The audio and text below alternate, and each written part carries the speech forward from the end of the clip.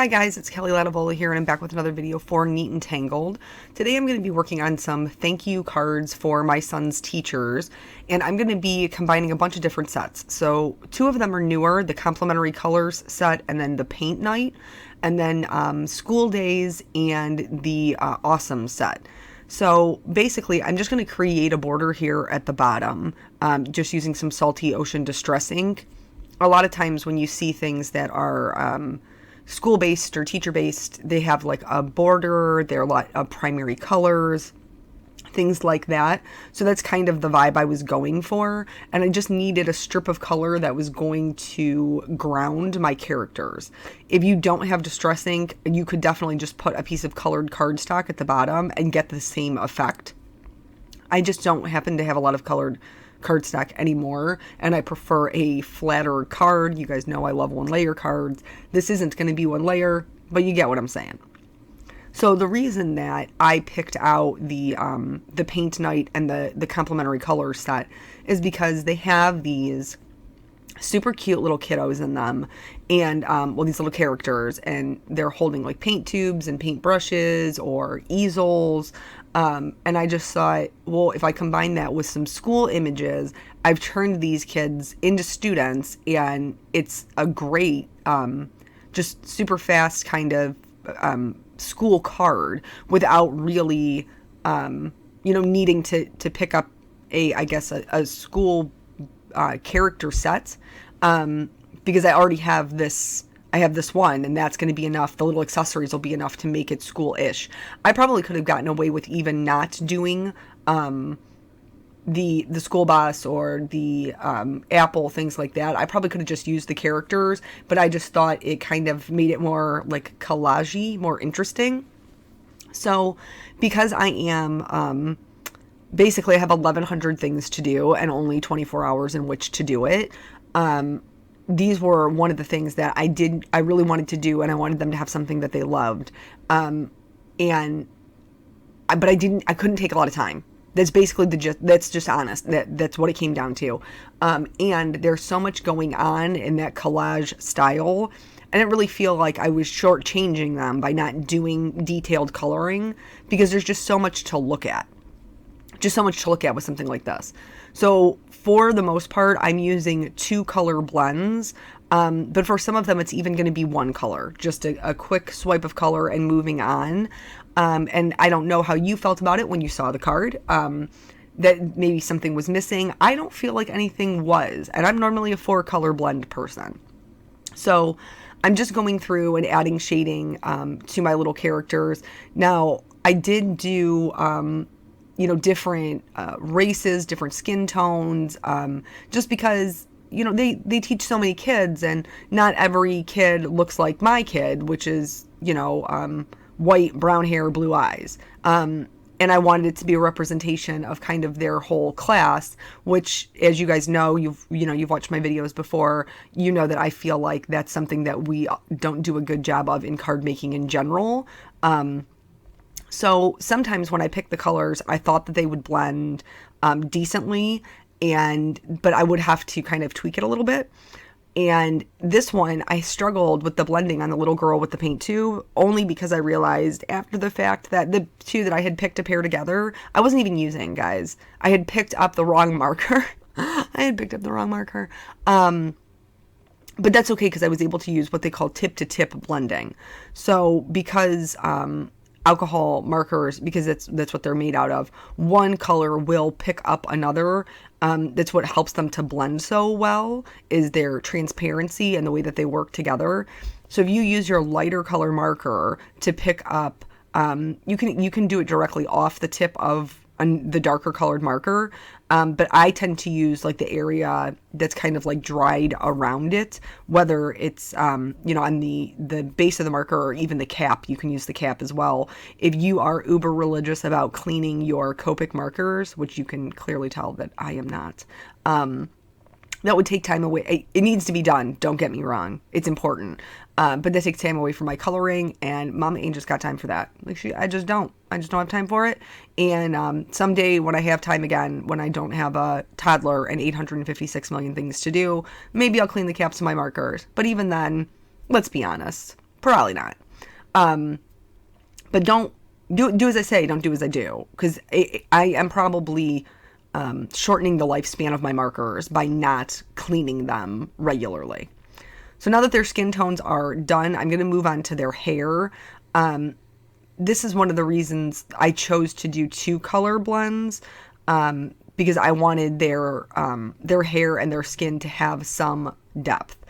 Not that it needed to be like crazy, like I normally do it, but I did want there to be some shadows and some light areas. Going back to that whole Copics are transparent thing, even though you're only using one color, and you'll really see it when I do his shirt, you can still layer the same color over top of itself and get a darker color. So you don't necessarily always need a 2 color blend. I just feel like it does give better depth.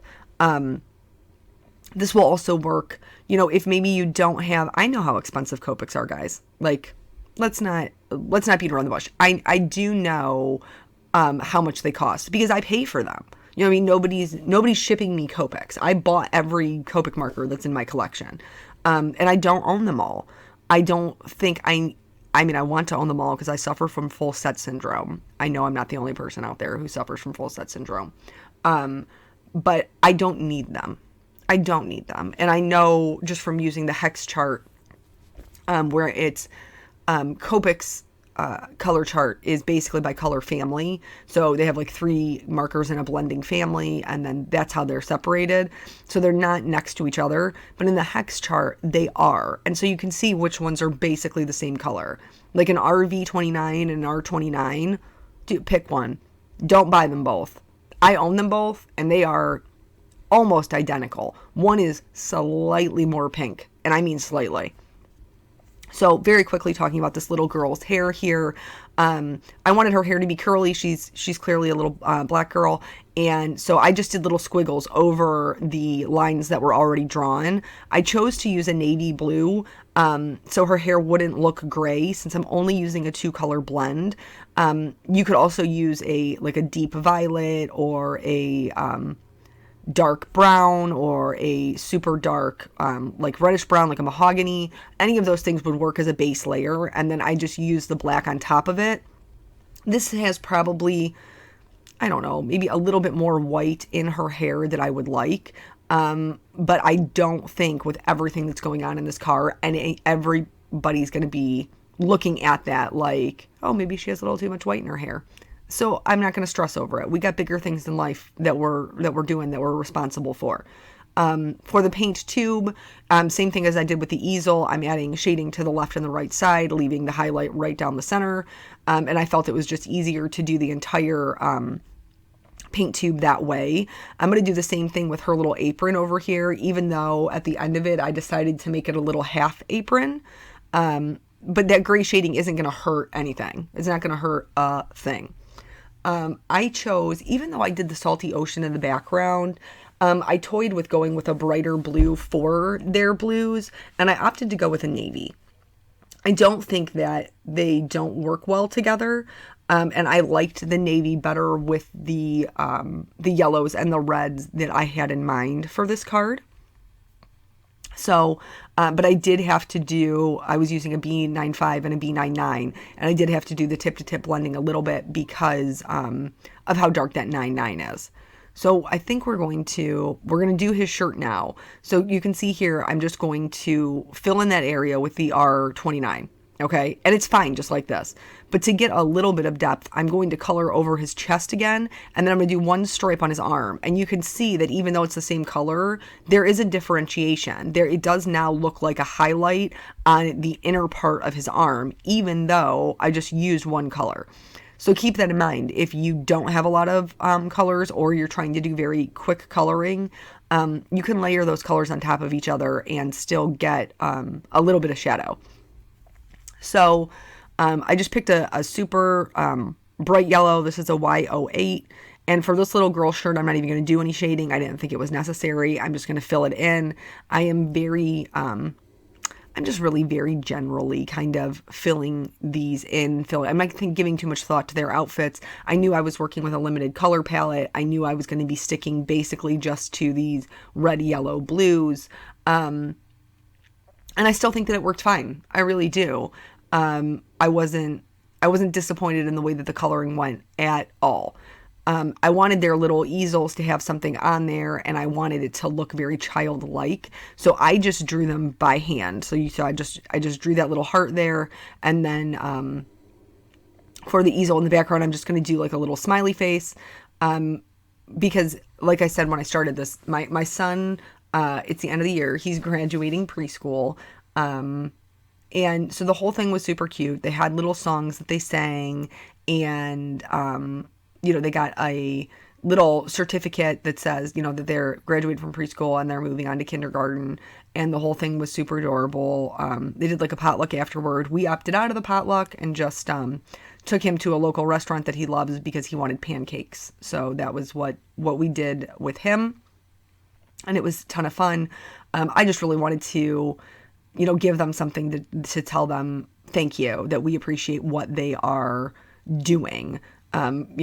For, in this particular case, our case, 4 hours, for 4 hours of the day, they are, they're raising our children, and teachers are so unappreciated. And I'm just so grateful for the time and the effort that they put into, their jobs. And I know for me, like when I leave my job, if I don't want to continue to have to do things for work, I don't have to.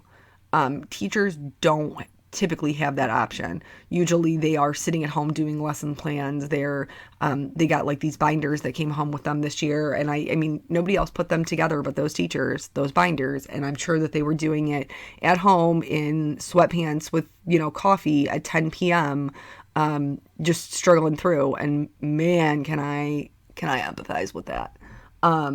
So just very grateful for them. Wanted to talk very quickly. It's not mine. The department that I work for has a youth group, and we do different things. So we do like discussion-based things, and we do activity-based things. And so I'm going to tell this story. And yes, I realize that I am a grown woman, but the reason I'm telling this story is because the things that teachers do shape children, and whether it's good or it's bad.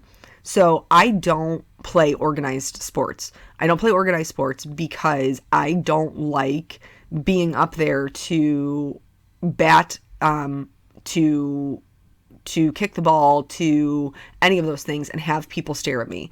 And the reason that I don't is because when I was in elementary school, it was super easy to make me cry. I was a very, very sensitive child, and I didn't like all the people staring at me. I was very uncomfortable, and I had a gym teacher that made me stand up in front of my entire class at bat until I hit the ball, to which I refused. And so we stood there in this standoff until basically I started crying in front of my entire class. And then she sent me to the principal's office for probably insubordination, honestly. And so that just so shaped the way that I would participate, because it was just, again, adult. I'm an adult. It probably shouldn't be that big of a deal, but I can't get that anxiety of it. I can't get over it. And so at youth group the other day, we were playing kickball. And I had these two girls who, I've built this relationship with as we've worked through this program, and I can hear them talking to each other. They don't want to play. I certainly wasn't playing because I'm like, I will pass out on this field if I got to get up there and people are going to look at me. And, and this is in front of people I work with. Like, I'm not hanging out here, like, not that they're not my friends, but like, this isn't a friendly game of whatever. This isn't my family. These are coworkers. I'm like, yeah, I'm not getting up there. I'll keep score. That's always my running joke. I'll keep score. So these two girls are sitting next to me, and I can hear them talking to each other, and they're saying, well, I'll go if you go. Well, I don't, you go first. No. Well, you go first. No.